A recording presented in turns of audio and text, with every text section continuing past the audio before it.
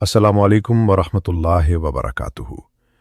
ناظرین، سلسلہ قصص الانبیاء کی قسط نمبر 10 میں ہم ذکر کریں گے ایک جلیل القدر نبی کا، جنہیں اللہ نے ایک ایسی قوم کی طرف بھیجا جو اپنی تجارت، دولت اور دنیاوی چالاکیوں پر فخر کرتی تھی، لیکن ایمان اور اخلاق میں تباہ ہو چکی تھی۔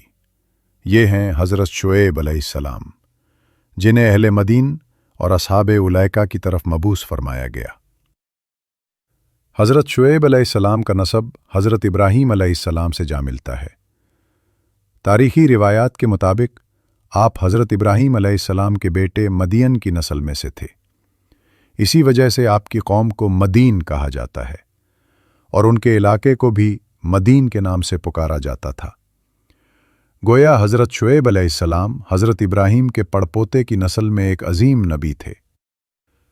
اللہ نے آپ کو نبوت دے کر اہل مدین کی طرف بھیجا تاکہ انہیں توحید، انصاف اور دیانت کی طرف بلائیں۔ ناظرین، مدین کی بستی موجودہ عرب کے شمال مغربی حصے میں مکہ اور شام کے تجارتی راستوں پر آباد تھی۔ یہ لوگ تاجر اور کاروباری تھے اور ان کی معیشت تجارت پر کھڑی تھی، لیکن ان کے اخلاق اور دین تباہ ہو گئے تھے۔ وہ اللہ کو چھوڑ کر بتوں کی پرستش کرتے تھے۔ تجارت میں جھوٹ اور دھوکہ عام تھا، ناپ تول میں کمی اور ترازو میں خیانت کرتے۔ سود اور حرام کمائی ان کا معمول تھا۔ طاقتور لوگ کمزوروں کا حق مارتے اور زمین میں فساد کرتے تھے۔ یہ سب برائیاں ان کی ہلاکت کا سبب بنیں۔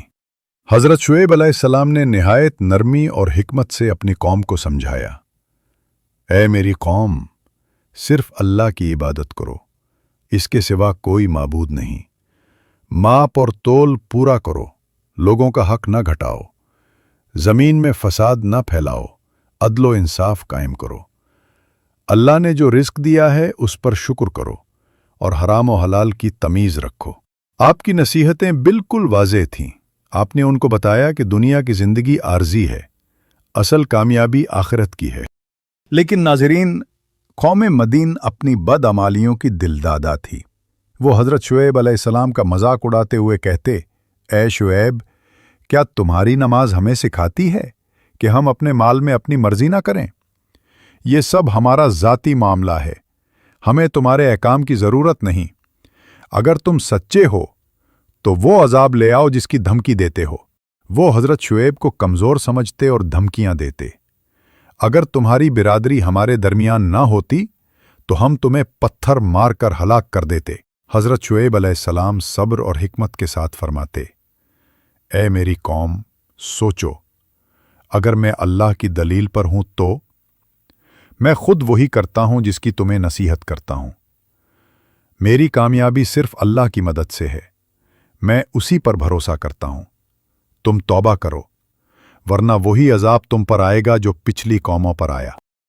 لیکن قوم نے کہا، اے شعیب، ہمیں تمہاری باتیں سمجھ نہیں آتی اور تم ہمارے لیے کمزور ہو۔ حضرت شعیب علیہ السلام نے فرمایا، میں نے اللہ کا پیغام تمہیں پہنچا دیا، اب اگر تم نہ مانو گے تو تم پر عذاب نازل ہوگا۔ عذاب کا نزول تاریخی روایات کے مطابق اہل مدین پر مختلف عذاب آئے۔ شدید گرمی اور قحط، کئی دن تک سخت گرمی اور خشک سالی رہی، ہوا بالکل بند ہو گئی، لوگ بے حال ہو گئے۔ بادل کا سایہ، پھر ایک دن ایک بادل نمودار ہوا، لوگ خوشی خوشی اس کے نیچے جمع ہو گئے کہ اب بارش ہوگی۔ اچانک چیخ اور زلزلہ، مگر وہ بادل آگ اور تباہی لایا۔ ایک ہولناک چیخ اور زلزلے نے سب کچھ الٹ دیا۔ پوری قوم اپنے گھروں میں اوندھے پڑے رہ گئے، گویا کبھی وہاں آباد ہی نہ تھے۔ حضرت شعیب اور اہل ایمان کی نجات۔ اللہ نے حضرت شعیب علیہ السلام اور ان پر ایمان لانے والوں کو نجات دی۔ قوم کی ہلاکت کے بعد حضرت شعیب علیہ السلام نے فرمایا، میں نے اپنے رب کا پیغام پہنچا دیا، اب میں غم کیوں کروں کہ تم نے ایمان نہ لایا۔ قرآن میں اصحاب الائکہ کا ذکر بھی آیا ہے۔ مفسرین کے مطابق یہ بھی اہل مدین کے قریب ایک قوم تھی جو گھنے جنگلات آئکہ میں رہتی تھی۔ ان پر بھی ناپ تول میں کمی، بددیانتی اور شرک کی وجہ سے عذاب آیا، وہ بھی ہلاک ہو گئے۔ ناظرین، حضرت شعیب علیہ السلام کی قوم کا انجام ہمیں یہ سبق دیتا ہے، توحید اور ایمان کے بغیر کوئی قوم بچ نہیں سکتی۔ तिजारत में ईमानदारी न हो तो कौम बर्बाद हो जाती है। नाप तोल में कमी, झूठ और सूद वो गुनाह हैं जिन पर अल्लाह की पकड़ यकीनी है। दुनियावी चालाकियां इंसान को वक्ती फ़ायदा दे सकती हैं, लेकिन अल्लाह के अजाब से बचा नहीं सकती। अंबिया की नसीहत ही निजात का रास्ता है। यूं हज़रत शुएब अलैहिस्सलाम और अहले मदीन का किस्सा मुकम्मल हुआ।